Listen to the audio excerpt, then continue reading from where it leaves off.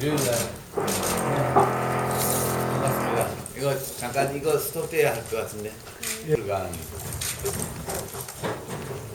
그저께 오후 2시에 시작했어요. 어제 밤 11시 반 정도에 전자회의까지 끝났습니다. 이낙인 정부위원회 했습니다. 네. 힘들었고요. 지금 이제 통합한 지 5개월이 됐는데, 저 개인적으로는 우리 통합진보당에 대해서 많은 것을 새로 알고 또 느끼고 배우는 그런 시간이었습니다. 예, 아니요, 비례대표 사퇴는 아직 불확실하죠. 어제 결정은 정부운영위원회가 여러 가지 상황을 판단하고 또 우리 당의 진로를 생각하는 내지 정치적인 결정, 결의라고 생각할 수 있습니다. 이 결정은 비대위 구성 이 중앙위원회에서 이루어져야 비로소 온전한 효력을 당에서 가지게 될 것이라고 봅니다. 그리고 아시다시피 법률적으로는 비례대표 후보들의 사퇴를 강제할 방법이 없습니다. 그분들 모두 당원이시기 때문에 당의 결정에 따라주시기를 기대하고, 그분들께 죄송하지만 당을 위해서 희생해 주십사 하는 청을 드리는 결정이었습니다. 이번 주 중에 내일 대표단 회의에서 논의해서 이번 주 중에 중앙위원회, 주말 중앙위원회를 앞두고 다시 한번 전국운영위원회를 열어야 할 것으로 보이고요. 어제 전자회의를 했어도 시간이 충분치 않았기 때문에 반려했던 안건들이 많이 있습니다. 그것을 중앙위원회 모두 필요한 안건이기 때문에 주중에 열어서 나머지 안건들을 합정하는 절차를 거칠 예정이고요. 그리고 이제 토요일에 중앙위원회를 열어서 새로운 당헌당규라든가 강령, 비대위 구성안 이런 것들을 확정해서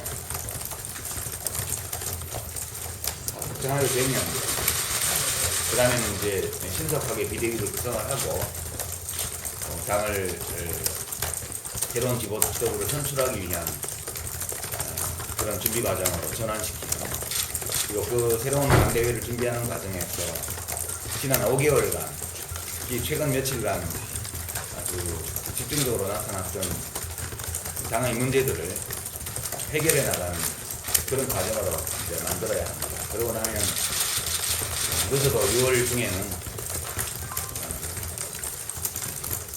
새로운 지도부가 구성될 수 있을 것이다. 말씀하신 그 당의 분석, 요즘 최근 나타난 당의 분석이라고 말씀하셨는데 어떤 것들을 말씀하세요?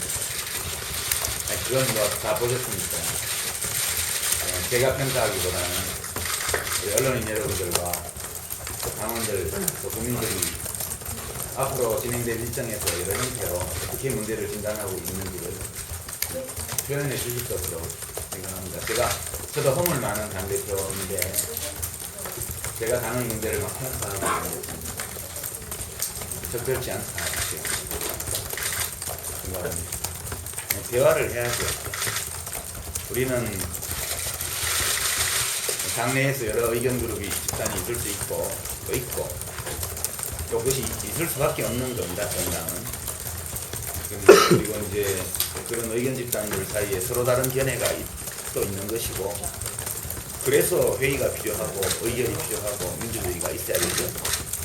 다만 당의 각급 의사결정 기관의 회의를 물리적으로 저지하거나 방해하는 이런 앞으로는 다시는 없기를 바랍니다. 분당할 수 없습니다. 분당할 수 없다고 저는 판단하고, 분당해야 될 만한 어떤 이유도 찾기 어렵습니다. 네, 실제로 분당이라는 사건이 일어날 가능성도 전혀 없다. 저는 그렇게 생각합니다.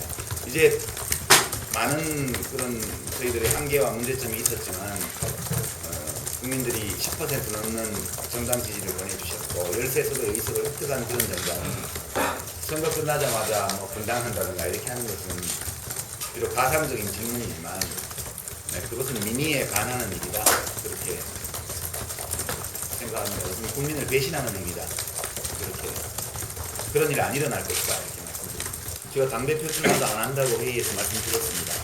회의 도중에 이정희 대표께서 모두에 당대표 출마를 하지 않겠다는 말씀을 하셨고, 저도 또 그 심정을 100% 공감하는 입장입니다. 우리가 함께 공동대표로서 5개월간 당을 이끌어오면서 책임져야 할 일이 많이 있고, 네 사람의 공동대표 중에서 책임으로 치자면 가장 경미한 분이 조정호 대표시고요. 그분은 모든 것이 다 갖추어진 상황에서 막판에 이렇게 민주노총을 대표해서 운영하신 분인데, 조준호 대표에게 어떤 당 운영에 대한 책임을 묻는다는 것은 그것은 매우 이제 좀 불합리하다, 저는 그렇게 생각합니다. 그 다음 책임이 가벼운 분이 심상정 대표시고요. 심 대표께서는 지역구 활동 때문에 또 당에서 여러분 다 아시는 것처럼 55대 30대 15로 의결기관이 구성되었기 때문에 그 15%의 의결권을 대표하는 정치인으로서 공동대표를 하셨는데 책임이 상대적으로 적죠. 조준호 대표님은 제로고요. 심 대표는 15%에 불과하고요. 저는 심 대표의 2배나 되는 30%의 책임을, 3분의 1의 책임을 지고 있는 사람입니다.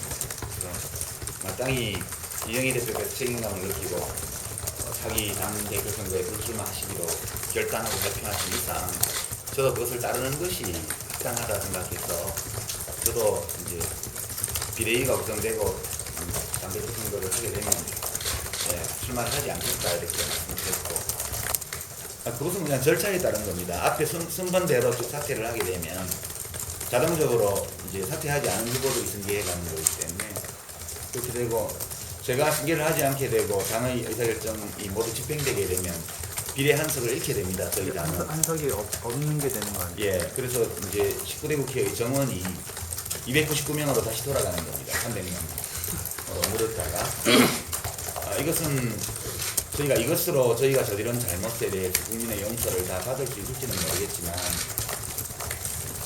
저희가 당으로서의 책임을 지기 위한 의사결정, 또 당대표로서의 책임을 지기 위한 의사결정의 결과로서 한석이 줄어들 수 있게 되어 있죠. 이것은 저희가 벌을 자청해서 받는 것으로 그렇게 이해해 주시면 감사하겠고, 축구 시합에서도 고의성이 없는 반칙이라도 심한 반칙을 해서 선수 하나가 퇴장되게 되면 나머지 10명이 열심히 뛰어야죠. 다른 상대팀보다 더 열심히 뛰어서 12명이 있는 것 같은 그런 효과를 낼 수 있습니다. 저희가 크게 대우 각성해서 비례 당선 의원들이 열심히 뛰어서 국민에게 유용하고 쓸모있는 그런 의정 활동을 한다면 비록 5석이라 하더라도 6석보다 더 큰 그런 기여를 할 수 있도록. 이정희 대표를 비롯해서 이제 저희가 흔히 당권파라고 불리는 분들이 5월 3일까지만 해도 이제 정치적인 도의적인 책임을 지겠다고 했다가 전국 운영위에서는 갑자기 진상조사 결과를 강력히 부정하는 식으로 저희가 봤을 땐 태도가 돌변했거든요. 그거에 대해서는 좀 어떻게 보시는지 궁금합니다. 그 병이나 이런 건 저희 잘 모릅니다. 왜 그렇게 되었는지. 다만 억울한 면이 있을 수 있겠고요. 그럴 겁니다. 그분들이 지난 시기에 주로 당을 책임지고 이끌었던 분들이시기 때문에 원래 이렇게 책임을 많이 지고 일을 하다 보면 비판도 많이 받게 마련이고, 설거지 많이 한 사람이 접시도 많이 깹니다. 설거지 많이 한 그런 생각 안 하고 접시 많이 낀 걸 가지고 비판을 하죠. 무척 억울하고 그런 면이 있을 것으로 저는 생각합니다. 예, 마찬가지입니다. 과거 민주노동당은 분당으로 큰 상처를 받았던 정당이었고요. 그리고 우리 통합진보당의 주력입니다. 과거 민주노동당이. 그것이 민주노동당을 남아있었던 당원들이든 그 당시에 나가서 진보신당을 했던 당원들이든 또는 진보신당을 하다가 진보통합으로 합류해서 오신 분들이든 진보신당에 남아있는 분들이든 그 모든 분들에게 아주 깊은 상처를 남긴 트라우마로 남아있습니다.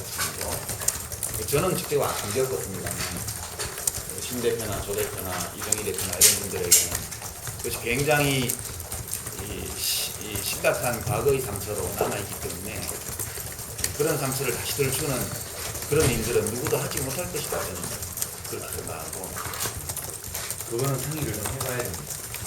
저희는 모든 당원들이 이 당의 결정을 따라줄 것으로 기대하면서 의사결정을 했고, 근데 만약 어느 당원이 이 당의 결정을 따라주지 않을 경우 그 당원이 어떻게 할 것인가, 그 문제에 대해서는 아직은 가상적인 일이고, 그렇기 때문에 앞으로 상의를 해봐야죠. 아니 그것은 이해할 수 있는 노력이라고 생각하고, 실제 동기가 그런 건지는 저는 잘 모르겠습니다.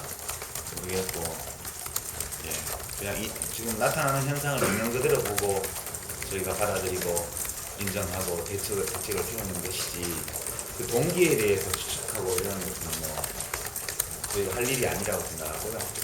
제가 당을 잘못 운영해서 이렇게 됐는데, 제가 비대위원장을 하면 어느 국민이 우리 당이 혁신될 것으로 그렇게 기대하겠습니까? 그것은 예. 대선 출마에서 이런 것도 좀 나오던데. 지금 우리 형편이 예, 누가 그런 생각하고 그런 이야기 할 만큼 한가하지가 않죠. 보시는 것처럼 예, 그 당의 존립이 문제가 되는 비상한 위기 상황에 지금 와 있기 때문에, 지금은 어느 당원도 우리 당에서 대선 출마 문제를 검토할 수 있는 조건이 되어 있지 않다. 저는 그렇게 됐죠? 충분히 수고하셨습니다. 그러셨죠? 네, 수고하셨습니다.